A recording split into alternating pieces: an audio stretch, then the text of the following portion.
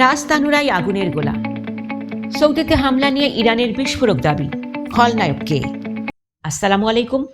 Khamenei হত্যার প্রতিশোধে Iran যখন Israel আর আমেরিকার ভিত কাঁপিয়ে দিচ্ছে, ঠিক তখনই মধ্যপ্রাচ্যে শুরু হয়েছে এক নতুন দাবার ছক। আজ বুধবার সৌদি আরবের সবচেয়ে বড় তেল শোধনাগার রাজতানুরাই আঘাত এনেছে শক্তিশালী মিসাইল। এর আগে ড্রোন হামলার ভয়ে এই রিফাইনারি বন্ধ রাখা হয়েছিল। কিন্তু মজার বিষয় হলো, ইরান বলছে এই হামলা তারা করেনি। তবে কে চালালো এই হামলা?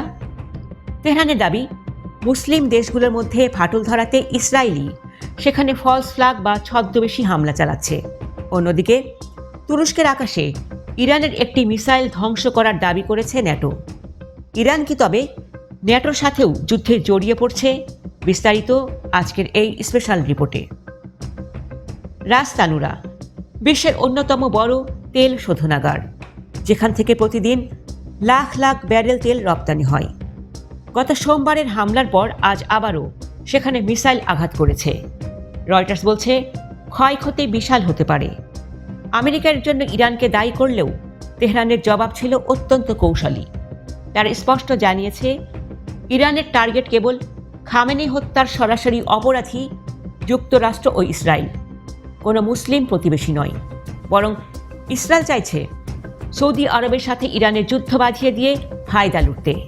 এই ছদ্মবেশী হামলার তথ্যটি এখন মধ্যপ্রাচ্যের রাজনীতিতে নতুন আলোচনার জন্ম দিয়েছে। এদিকে তুরস্কের সীমান্তে সৃষ্টি হয়েছে চরম উত্তেজনা। আঙ্কারা দাবি করেছে ইরান থেকে ছোড়া একটি ব্যালিস্টিক মিসাইল তুরস্কের দিকে আসছিল, কিন্তু মিসাইলটি তুরস্কের মাটিতে পড়ার আগেই পূর্ব ভূমধ্য সাগরে মোতায়েন করা ন্যাটোর ডিফেন্স সিস্টেম তা ধ্বংস করে দেয়। ইরান কি তুরস্কের উপর হামলা করতে চেয়েছিল? বিশ্লেষকরা বলছেন ইরান হয়তো সিরিয়া বা ইরাকে থাকা মার্কিন ঘাঁটিকে নিশানা করেছিল, যা তুরস্কের খুব কাছ দিয়ে যাচ্ছিল। কিন্তু ন্যাটো এই ইরানের আগ্রাসন হিসেবে প্রচার করছে। ইরানের কট্টর সমর্থকদের মতে এটি ইরানের সক্ষমতা পরীক্ষার জন্য পশ্চিমা দেশগুলোর একটি অপপ্রচারও হতে পারে। যদি ন্যাটো এই যুদ্ধে সরাসরি যুক্ত হয় তবে পরিস্থিতি হবে আরও ভয়াবহ। তুরস্ক ন্যাটোর শক্তিশালী সদস্য। এদিকে ইরান বারবার হুঁশিয়ারি দিচ্ছে যে তাদের কোনো প্রতিবেশী যদি ইসরায়েল বা আমেরিকাকে আকাশসীমা ব্যবহারের সুযোগ দেয় তবে তাদেরও হামলার মুখে পড়তে হবে। ওমানের মধ্যস্থতায় যে শান্তির আশা করা হচ্ছিল তা এখন ধূলিসাৎ। লারিজানি এবং IRGC এখন যে কোনো মূল্যে খামেনি হত্যার চূড়ান্ত প্রতিশোধ নিতে বদ্ধপরিকর। দর্শক, সৌদির তেল শোধনাগারে হামলাটি কি সত্যিই ইসরায়েলের কোনো চাল, নাকি ইরান তার শক্তি প্রদর্শন করছে? আর তুরস্কের সীমান্তে ন্যাটোর এই হস্তক্ষেপ কি তৃতীয় বিশ্বযুদ্ধের ইঙ্গিত?